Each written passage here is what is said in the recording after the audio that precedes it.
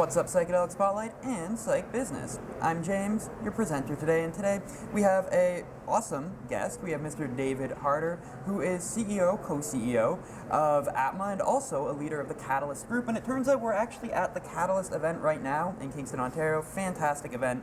So thank you for being with us in the interview today, David, and thank you for hosting this fantastic event. Thank you so much for having me and being part of this event. Oh, no worries. I have absolutely enjoyed myself. What was your favorite takeaway or your favorite event so far today? Oh man, how to break it down. I think being together with the folks in the evening, just socially and getting to know people that I've seen in Zoom for so many years. It was just so good to actually get to know people face to face and start making those connections. And speaking of which, this is actually the second time we've had David on the channel. However, the first time in person. Zoom, yeah. Thank God. I'm so done with the Zoom interviews, folks. Yeah. So yeah, let's, I guess, before we pivot actually, why don't we talk about the next Catalyst event? Yeah, we're already planning and selling tickets for May 5 to 7 in Calgary, Alberta at Mount Royal College, where we originally planned to have it in 2020. And we're working with them to host it there in Calgary, May 5th to 7th, 2023. Awesome. So if you're able to schedule your life a year and ahead, definitely check out those tickets. Where can you get them? Catalystpresents.ca. Perfect. They'll be available later this afternoon. Later this afternoon, so by the time you see this video. Alrighty, so let's pivot into the company that you run, that you're co-CEO of Atma. Why don't you just start by telling us what the thesis behind Atma is, or phrased another way, what is the problem you're trying to solve? Yeah, good question. Atma Journey Centers. Atma stands for soul or spirit or going within, finding that inner healer. There's a lot of definitions for that, but really that internal process. And what we've seen after a year and a half or so of running the company is that the tip of the arrow of that process is really about the therapist. So we've focused almost 100% of our attention on therapist training, enabling, creating networks, support, education for therapists to be able to provide the medicine to people.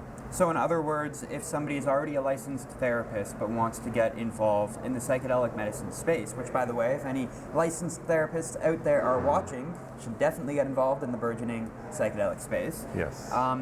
They go to you guys at Atma Journeys, and I believe the website is atmajourneys.com, if I have that right? Atmajourney.com. Atmajourney.com. And through that, they can sign up for courses that teach them the requisite information? Yeah. And just less than a week ago, we got final approval. Received the NOL, which is a no objection letter, in January, and now we've got the final approval, ethics, everything is done for our first trial, which will be experiential training for therapists that will allow us to actually help therapists go through the process of both sitting, guiding, and experiencing psilocybin in their own personal life. Is that important in your mind, that the therapist who's giving the psychedelic experience has undergone psychedelic experience? Yes, for us it's very important. I know that's a argument that can be made both sides.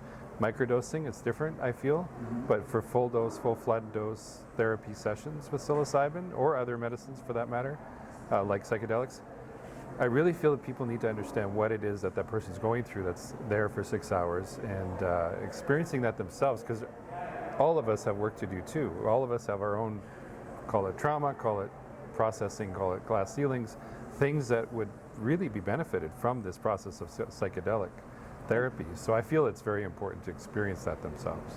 And for those that have never experienced a psychedelic experience, it's really impossible to put into words what it's like. If you have had this experience, it really transcends the ability of human language to kind of frame what the experience is. Yeah, there's a word, I don't know if it was made up because of psychedelics, I don't think so, but ineffable.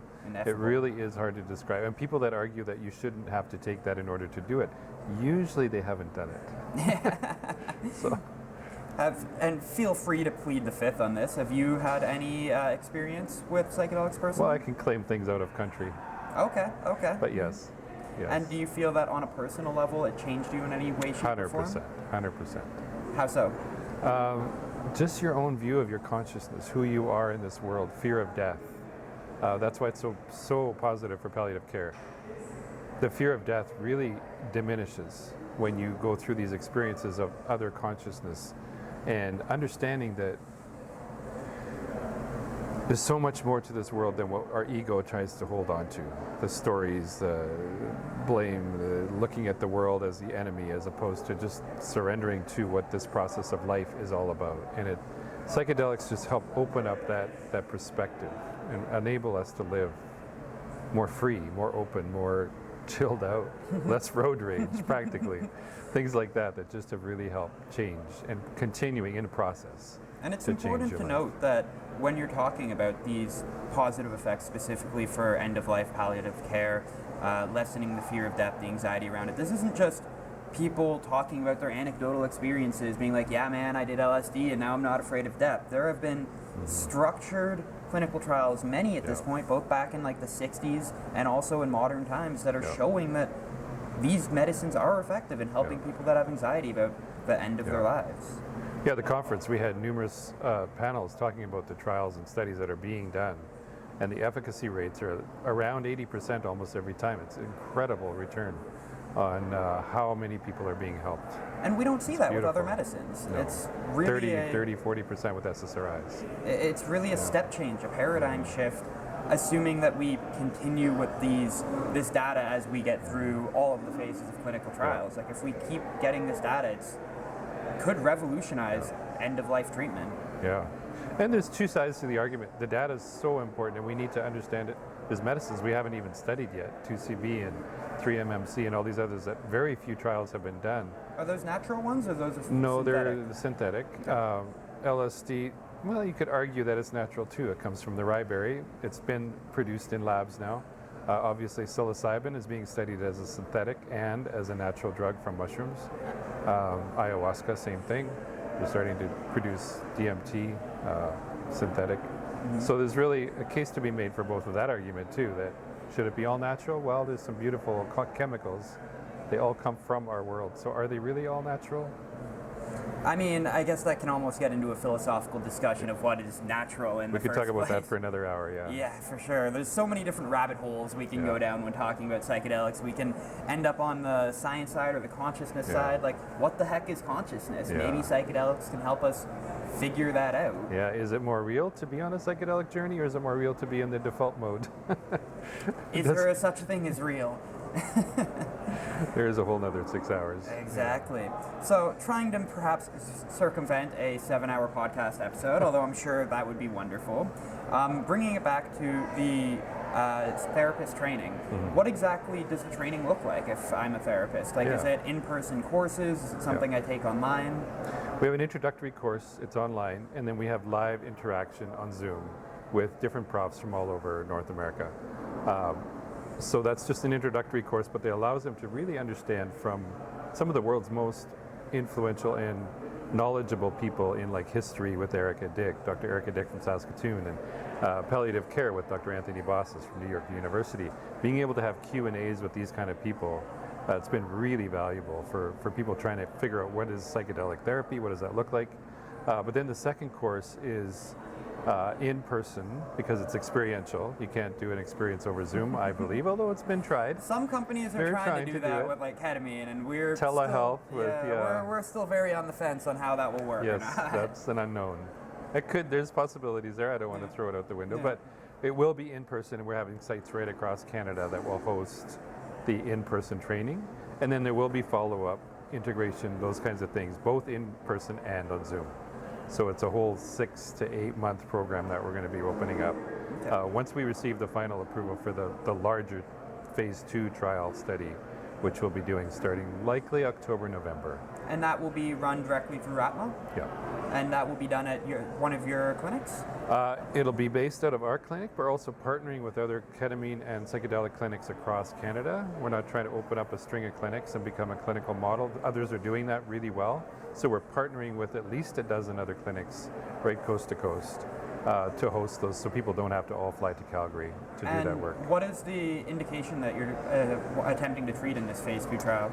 The phase 2, the application's gone into Health Canada, and it's for stress and anxiety related to COVID for therapists. Okay. So there is a question, and it's also, obviously, it's about training, but Health Canada and us have worked together to find the questions that need to be answered for therapists. And it's not a brand new idea, it's been done before.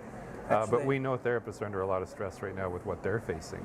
Yeah, I mean, COVID's just escalated all of this. And actually at the event here today, or this weekend, we saw, I forget who on a panel was talking about a study in healthcare professionals and how 100% of them that had been burned out from COVID actually returned to the workforce after undergoing this psychedelic therapy. So it's really impressive, and we're just scratching the surface essentially. And we're excited because it's not, I don't want to say just training, it is training, and that's really what we're doing it for.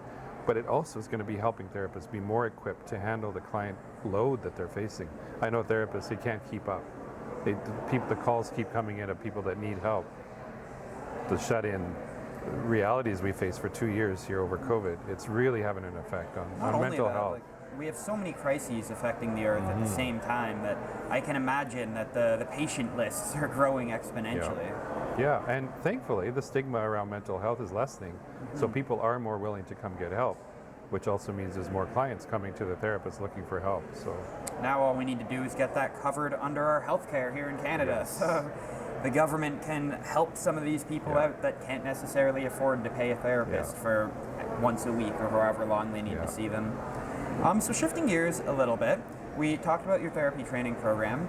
Here in Canada, we have something relatively new called the Special Access Program, which is actually, as of this week or last week, started to allow a couple more people into it, allow people that have tried to do other therapies that haven't worked for them to access psilocybin therapy.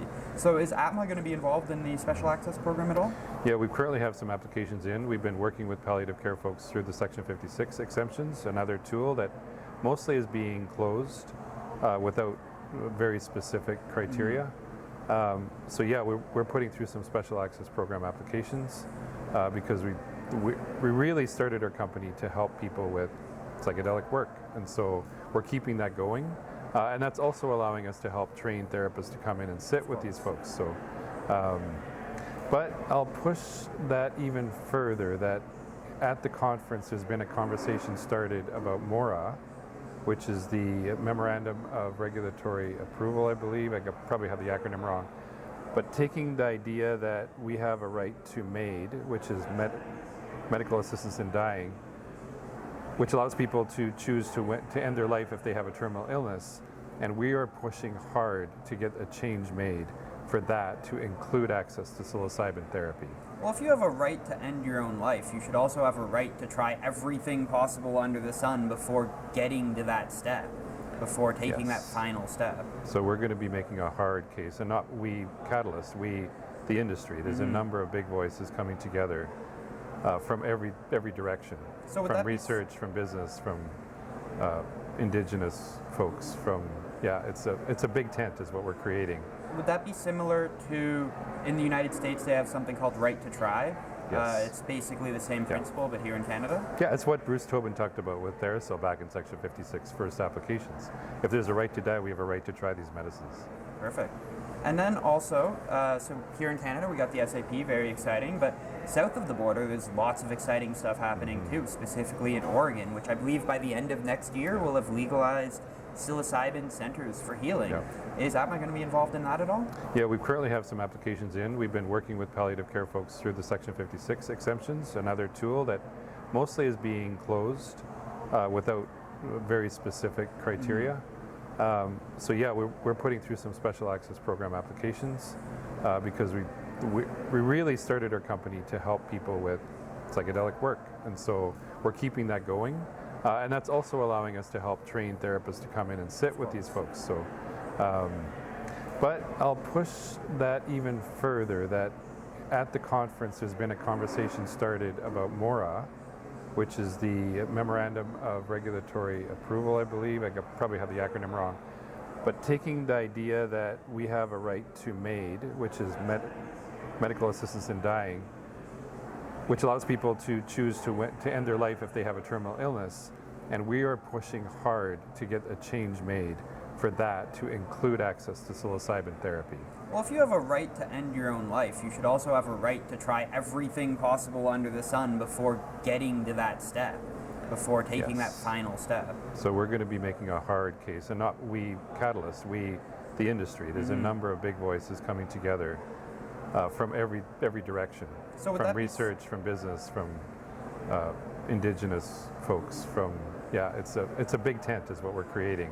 Would that be similar to, in the United States, they have something called Right to Try? Yes. It's basically the same principle, but here in Canada. Yeah, it's what Bruce Tobin talked about with Theracell back in Section 56, first applications. If there's a right to die, we have a right to try these medicines. Perfect. And then also, so here in Canada, we got the SAP, very exciting, but south of the border, there's lots of exciting stuff happening too, specifically in Oregon, which I believe by the end of next year will have legalized psilocybin centers for healing. Yeah. Is Atma going to be involved in that at all? Well, our training program, it wasn't based on their model, but it ironically, it ended up looking almost exactly what they're proposing for their training for therapists, which there it's actually lower. The bar is very low. It needs to have a high school diploma and then a 120-hour training program. I'm sorry, all you need to be a therapist under the Oregon model is a high school diploma at 120 hours? Yes, that's the model. Okay. So we could talk about that for hours too, and I'm not sure where we sit. But we're talking about guides, and Right. what we would say, if that's true, and if people go through that and they're trained to sit, there needs to be therapists that understand the psychological implications before and after for preparation and integration. That's our perspective. But that being what it is, yes, we're very aware of the Oregon initiative, and So do you think we'll see any Atma-trained therapists active in Oregon? likely. Likely? Yeah. That's very Yeah, exciting. we're definitely targeting that as because we see it's the first way through to actually do this legally. So when we're taking a step back and just looking at the company, it seems like you guys are really on the precipice of a lot of really big things, a lot of, pardon the pun, catalysts that are happening right now. You've got the phase 2 trial that's coming up. You've got these therapists which are starting to get enrolled. You're looking at the Oregon model, and you've got these SAP applications in. So what do you see as the near future of this company? Let's call it 3 to 5 years. Yeah, well, the last year we've already seen 300 therapists come through our initial program, the introductory program, and I'd love to see that exponentially grow in terms of people that 4 years ago I couldn't get attention from any therapist, psychologist, psychiatrist. Nobody would even sit down and have a coffee and talk about psychedelics. And now we've trained over 300 in the introductory program. So I can see that growing exponentially. And 3 to 5 years, I can see them now treating their patients, whether through us or not.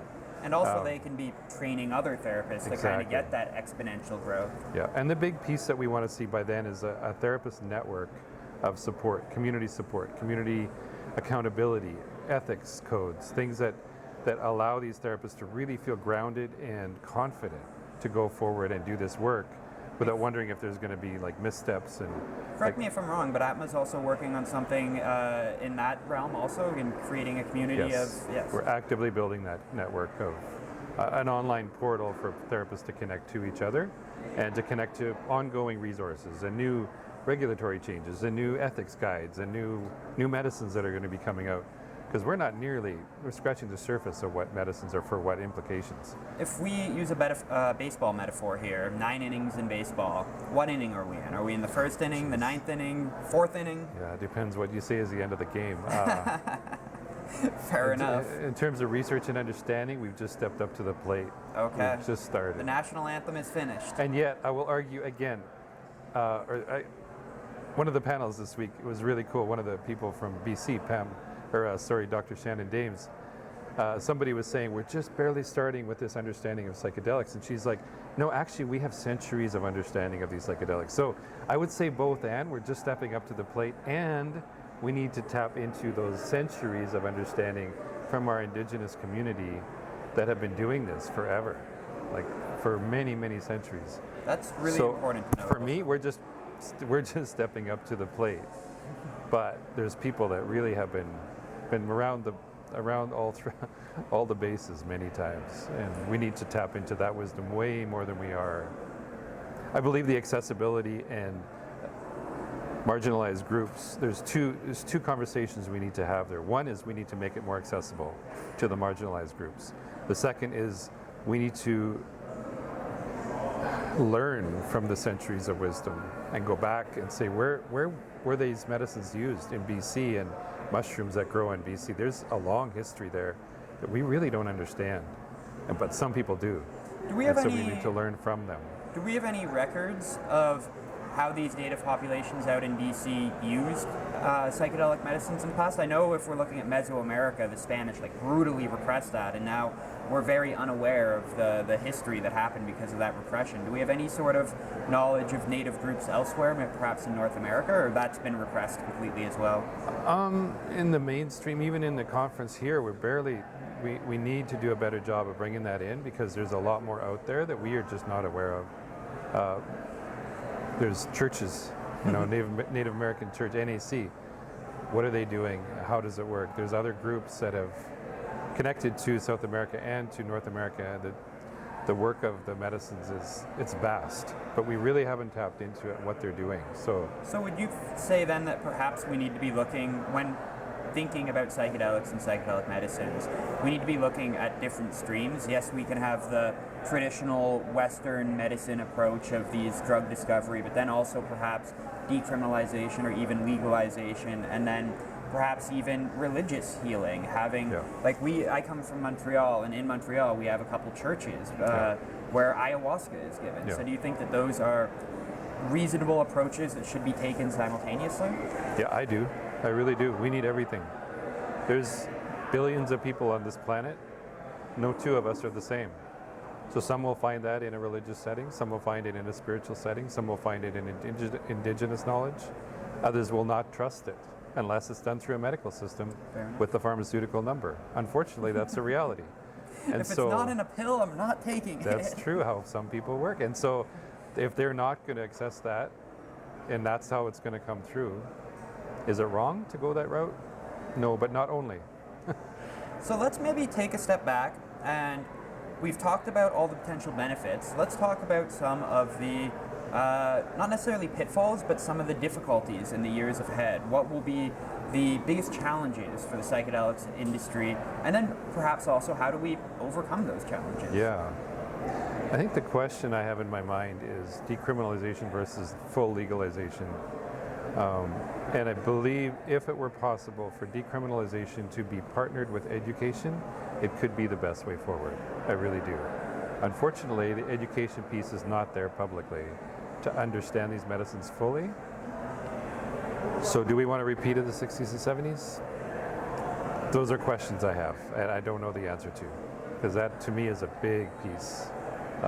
If it's just medicalized and it's not made accessible and it becomes part of the, like we're seeing now with ketamine, it's a 10, 12, whatever, at least $6,000 investment to access medicine. Well, the people that need these the most are not going to have accessibility, so decriminalization would answer that.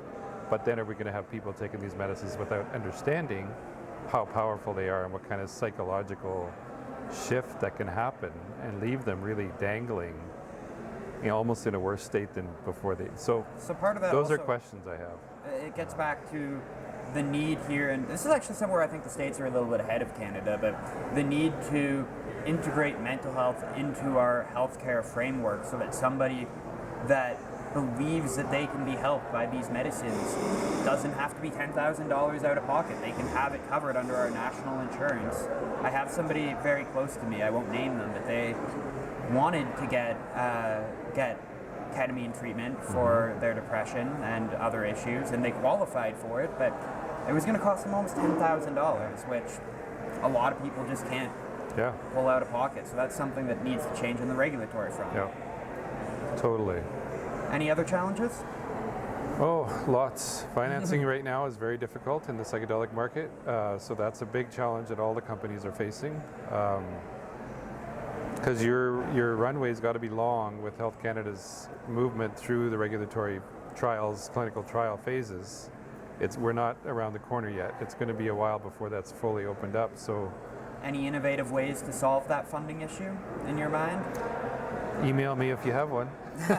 Will do. Yeah. So, I guess just as kind of a closing remark, where do you see the state of psychedelic medicines right now? Are you excited about it? Are you pessimistic? Are you thinking it could still go either way? I think the ship has left the harbor. It's left the harbor? I don't believe it's going to come back. I may be wrong, but it's so... At the conference, we're hearing people that are way smarter than me talking about this from a real depth of knowledge, and This is not just a fringe element anymore. You're seeing neighborhoods that are all microdosing together. It's not something that's of the minority. It is a big movement, and if it tries to get shut down, I don't think it's going to happen. No? I really believe, even Health Canada, the reception, having them here at the conference, doing a panel, that's a new day. Having Senator in our opening session, from a current Senator of Canada, openly talking about the need to legalize these substances. And openly talking about how Yes. he has sampled Yes. microdosing before. Yeah, without any stigma. I mean, there's still a lot of stigma, don't get me wrong, but it's not what it was 4 years ago when we had the concept of starting a conference. So, I'm very optimistic. I feel like it's a great time to be alive. Fantastic. And with that, where can people learn more about Atma? atmajourney.com or atmajourney.com. catalystpresents.ca. Perfect. And don't forget, if you're organized enough to book a conference a year ahead, catalystpresents.ca. I said that right? You got it? Perfect. May 5 to 7. May 5 to 7th, 2023. Yep. Alrighty, David, thanks so much for being on the Thank program you. today. Great to be here. Bye, everybody.